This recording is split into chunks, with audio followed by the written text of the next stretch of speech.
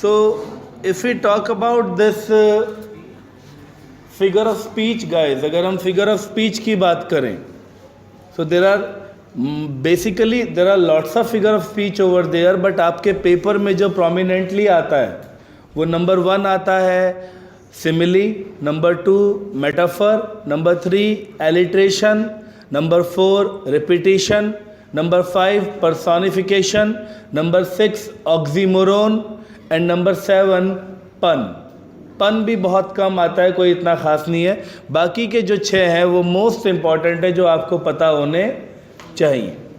If I talk about the first figure of speech, the first figure of speech is simile. Finding out simile in a line is very easy. When you are talking about simile, अगर वो पूछ रहा है आपसे कि find out the figure of speech या find out the poetic device used in these lines, अगर उसमें आपको 2 प्रोमिनेंट वर्ड ढूंढने हैं, उनमें से कोई एक भी नज़र आ जाए, लाइक या एज, कंपैरिजन किया जाता है एक्चुअली सिमिली में, and comparison is made with the help of like and as. अगर लाइक और एज नज़र आ जाए, दैट इज कॉल्ड सिमिली। उसे क्या कहा जाता है? Simile. For example, your eyes are like a hazel, तो लाइक आ गया, simile. He is walking as if he were a king, वो ऐसे चल रहा है as if he were a king, so as आ गया। एज या लाइक जहां आ जाता है वहां क्या होता है? Simile. First one is clear, properly clear? Now let's talk about metaphor.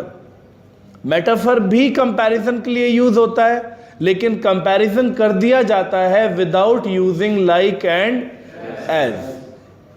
Like you have hazel eyes, जब मैंने कहा you have eyes like hazel, तो लाइक आ गया, तो सिमिली, तुम्हारी आंखें हेजल की तरह हैं। But now I am saying you have hazel eyes, तो अब उसकी आंखों को हेजल की आंखों की तरह बताया, बट लाइक और एज का इस्तेमाल नहीं किया। So this is metaphor, this is metaphor. Any issue? You got to know the difference between these 2 things, that is simile and metaphor. Now the third one is take it as personification.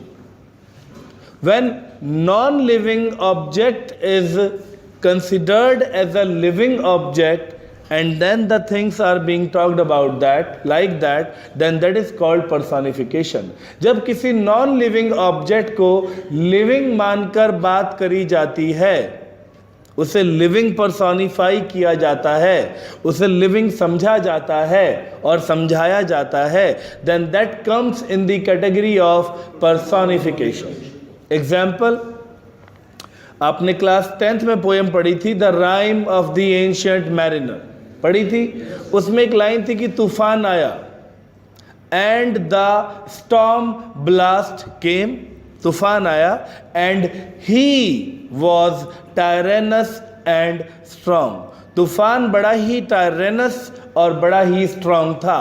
He was, point to be noted बेटा जी, तूफान जो है वो एक non living object है, but non living के लिए क्या वर्ड यूज कर रहा है? ही।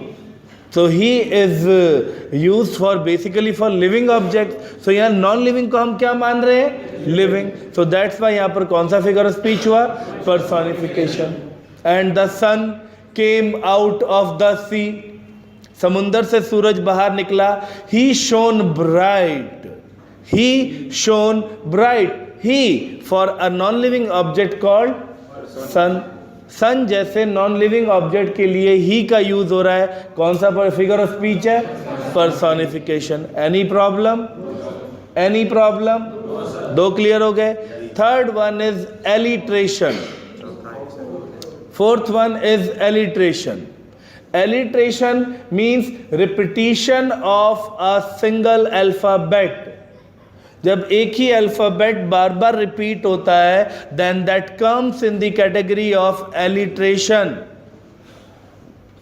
हिंदी में इसे कभी अगर आपने क्लास 6, 7, 5 में हिंदी पढ़ी हो, अनुप्रास अलंकार। एक ही अल्फ़ाबेट का रिपीटिशन बार बार होता है, like rhyme of the ancient mariner poem में एक लाइन थी, the furrow followed free, the furrow followed free, फ एफ एफ एफ, तीनों सेंटेंस में, तीनों वर्ड्स में एफ बार बार आ रहा है. First word is the F, और एफ एक के बाद एक रिपीट हो रहा है. सो this is alliteration, alliteration. But जब एक पूरा वर्ड या पूरा एक सेंटेंस रिपीट हो जाए, then that is called repetition.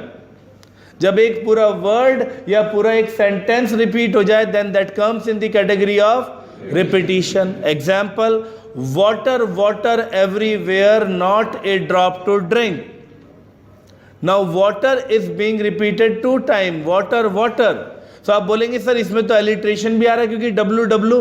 बेटा आप गौर से देखें, एक वर्ड रिपीट, एक अल्फाबेट रिपीट नहीं हो रहा है, प्रोमिनेंटली पूरा वर्ड रिपीट हो रहा है, तो ये एलिट्रेशन की कैटेगरी से ऊपर उठ गया. अब ये क्या है? Repetition. Water water everywhere, not a drop to drink. So here water has been used for 2 times, so this is called repetition. The water was here, the water was there. Sorry, the ice was here, the ice was there, the ice all between. Ice word 3 bar repeat हुआ है. कौन सा figure of speech है? Repetition. Any problem? So when an alphabet is repeated, that is called alliteration. When the entire word or entire sentence is repeated, then that comes in the category of repetition. Any problem? Next one is oxymoron. Oxymoron, when within sentence 2 regular words shows the entirely opposite characteristics. एक ही sentence में 2 लगे हुए words लिखे हुए हैं और दोनों एक दूसरे के अपोजिट मीनिंग दे रहे हों, then that is called an oxymoronic sentence. Example, a noisy grave. अब ग्रेव हमेशा क्या होती है बेटा जी? शांत. And I am using a word a noisy grave, contrasting word हो गया. अ फ्लावरलेस गार्डन, क्या हो गया? Contrasting. If I am talking about a garden, I am talking about flowers, but I am talking about a flowerless garden. Contrasting, oxymoron. If next, a happily married is an oxymoronic. If he is happy, he is not married. If he is married, he is not happy. Getting my point? So oxymoronic. ठीक है. A group of silent women. An oxymoronic sentence, because if it is a group of women, it can never be silent. So these kind of sentence which shows extremely contrasting meaning, then that comes in the category of oxymoron. Next one एक और है बेटा, hyperbole. HYPERBOLE. जब किसी बात को बहुत extreme पे बढ़ाकर करी जाए. And my father shot an arrow that struck the moon.